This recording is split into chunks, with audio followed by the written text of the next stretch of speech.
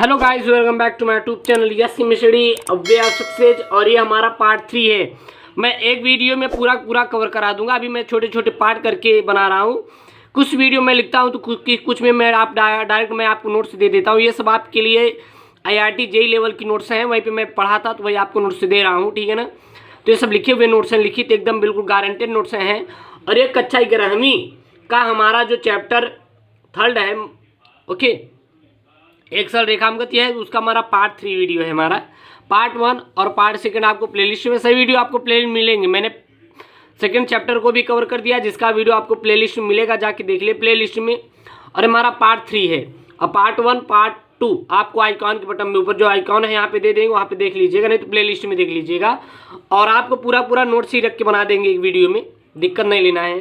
तो आज का जो हम लोग का टॉपिक है वो ये है कि यूनिफॉर्म मोशन यानी कि एक समान गति क्या होती है। तो जब कोई गतिमान वस्तु, ये क्लास 11th के फिजिक्स का चैप्टर नंबर 3 है, याद रखिएगा, इन हिंदी में, ठीक है ना, NCERT स्टैंडर्ड बेस पे। जब कोई गतिमान वस्तु एक निश्चित दिशा में समान समयांतराल में समान दूरी तय करता है। जब कोई गतिमान वस्तु एक निश्चित दिशा में समान समयांतराल में समान दूरी तय करता है तो उसे हम एक समान गति कहते हैं। जब कोई गतिमान वस्तु एक निश्चित दिशा में समान समयांतराल में समान दूरी तय करता है तो उसे हम एक समान गति कहते हैं, ठीक है ना। उसे तब हम क्या कहेंगे, यूनिफॉर्म मोशन कहेंगे। यदि कोई कार पहले सेकंड में 20 किलोमीटर, दूसरे सेकंड में 20 किलोमीटर, तीसरे सेकंड में भी 20 किलोमीटर चले तो ऐसी गति को हम एक समान गति कहते हैं। तो एक समान गति ये है कि जब कोई भी वस्तु निश्चित दिशा में समान समयांतराल में समान दूरी, यदि पहले सेकंड में 20 किलोमीटर जा रहे तो दूसरे सेकंड में भी 20 किलोमीटर, तो उसे हम क्या कहेंगे, एक समान गति कहते हैं। देखिए जैसे कि यहाँ पे एग्जांपल में लिए हैं, A से B तक आने में 1 सेकंड लगा, कितने किलोमीटर, 20 किलोमीटर। B से C तक जाने में कितना, यानी कि वही दूसरा सेकंड है, 1 सेकंड इधर भी, तो 20 किलोमीटर। तीसरे सेकंड में भी 20 किलोमीटर। तो A से D तक, A से B तक सेम, B से C तक सेम, C से D तक सेम। तो A से B तक और C तक दोनों हमारे क्या है, यहाँ पे सेम है, इसीलिए हम इसको कह सकते हैं कि यह एक समान गति है। अब आता है हमारा एक समान गति के लिए ग्राफ, ठीक है। ये हमारा एक समान गति के लिए ग्राफ है। अब यहाँ पे हमारा ग्राफ है, दूरी एवं समय के बीच ग्राफ लेंगे। एक समान गति के लिए दूरी एवं समय के बीच एक ग्राफ ले रहे हैं। यहाँ पे दूरी को जो है हमने y अक्ष पे खींचा है और समय को t अक्ष पे खींचा है, यानी कि x अक्ष पे समय को लिया है। तो इन दोनों अक्षों के बीच में जब खींचे तो इसमें देखिए एक सरल रेखा हमें मिल रही है। ये हमारा क्या, एक समान गति के लिए ग्राफ होता है, ठीक है। हम उसको किस प्रकार से लिख सकते हैं तो उसको समझने के लिए यहाँ पे देखते हैं कुछ हम लोग।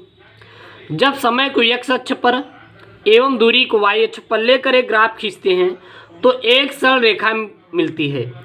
जब समय को x अक्ष पर एवं दूरी को y अक्ष पर लेकर एक ग्राफ खींचते हैं तो एक सरल रेखा मिलती है, क्योंकि मूल बिंदु से होकर जाता है। क्योंकि यह कहाँ से जाता है, मूल बिंदु से होकर जाता है। इसलिए हम लोग जब समय को x अक्ष पर और दूरी को y अक्ष पर लेकर खींचते हैं तो एक हम लोग को क्या मिलती है, एक सरल रेखा मिलती है, क्योंकि यह मूल बिंदु से जाती है। अब हम लोग का, मेरे प्यारे बच्चों, आता है नॉन यूनिफॉर्म मोशन, यानी कि असमान गति।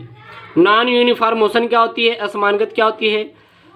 जब कोई गतिमान वस्तु अनिश्चित दिशा में एक समान समयांतराल में भिन्न भिन्न दूरी तय करे तो उसे हम असमान गति कहते हैं। जब कोई गतिमान वस्तु अनिश्चित दिशा में एक समान समयांतराल में भिन्न भिन्न दूरी, तो यहाँ पे ये समझना है कि हमारा कोई गतिमान वस्तु है और इसमें देखिए दो चीज़ कॉमन है। पहले तो अनिश्चित दिशा है, कोई उसकी दिशा निश्चित नहीं है। दूसरा भिन्न भिन्न दूरी है, लेकिन जो समय हो क्या है, समान है। तो उसे हम नॉन यूनिफॉर्म मोशन कहते हैं, यानी कि असमान गति कहते हैं। जैसे कि देखिए, जैसे कि यहाँ पे है, उदाहरण के लिए, यदि कोई कार पहले सेकंड में 25 किलोमीटर, दूसरे सेकंड में 30 किलोमीटर, तीसरे सेकंड में 35 किलोमीटर तय करे तो ऐसी गति को असमान गति कह रहे हैं। यानी कि समय तो समान लग रहा है, लेकिन जो दूरियां तय कर रही हैं वो हमेशा बदल रही हैं, यानी कि वो समान नहीं है, असमान है दूरियां। तो ये हमारा क्या होता है, नॉन यूनिफॉर्म मोशन, ठीक है ना। अगला आता है असमान गति के लिए ग्राफ। देखिए यहाँ पे देखिए, जब मैंने डिस्टेंस को y यानी दूरी को y अक्ष पे, समय को t, समय को x अक्ष पे, तो देखिए यहाँ पे कर्व मिला, एक इधर कर्व मिला, एक इधर टेढ़ी मेढ़ी। तो ये जो है ये हमारी असमान के लिए ग्राफ हम यहाँ पे खींच सकते हैं।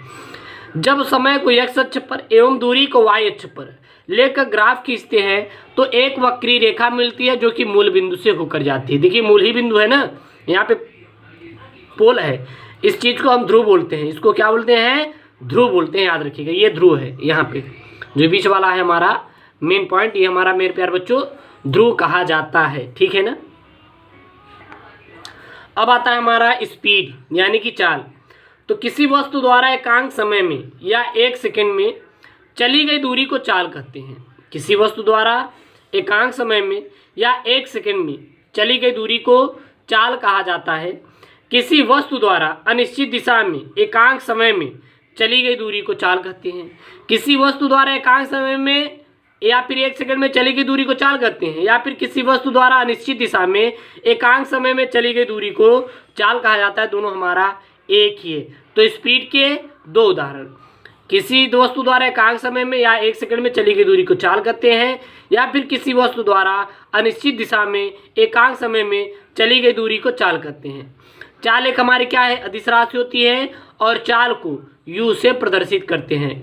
चाल बराबर क्या होता है, दूरी बट्टा समय। चाल बराबर दूरी बट्टा समय, चाल को u से दूरी, को s से समय, को t से, क्योंकि दूरी स्पीड है, चाल हमारा है यहाँ पे, समय क्या है, t है।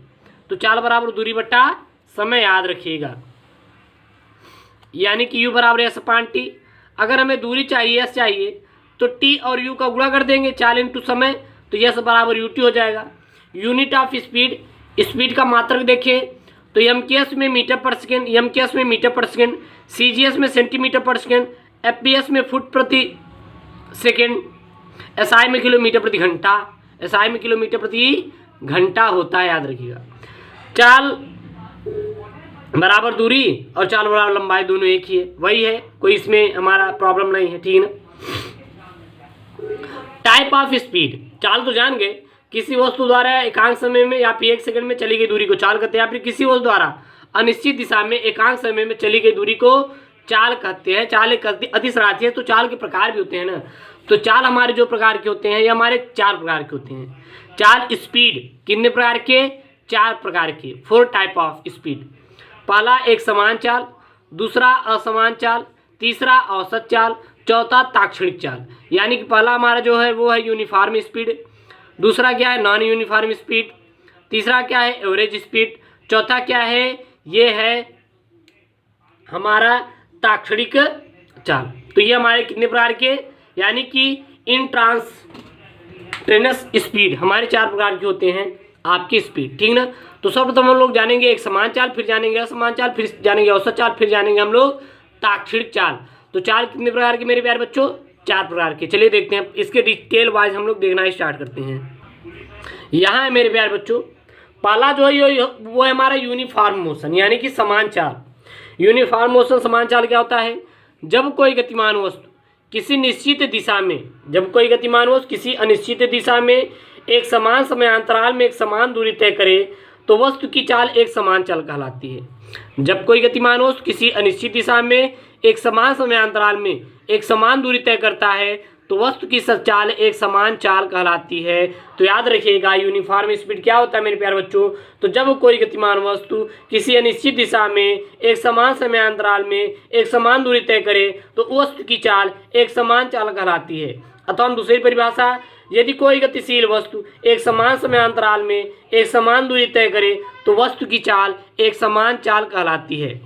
तो यदि कोई गतिमान वस्तु एक समान समयांतराल में एक समान दूरी तय करे तो वस्तु की चाल एक समान चाल कहलाती है। तो ये हमारा यूनिफॉर्म का क्या है, परिभाषा है। दूसरा आता है नॉन यूनिफॉर्म स्पीड यानी कि असमान चाल।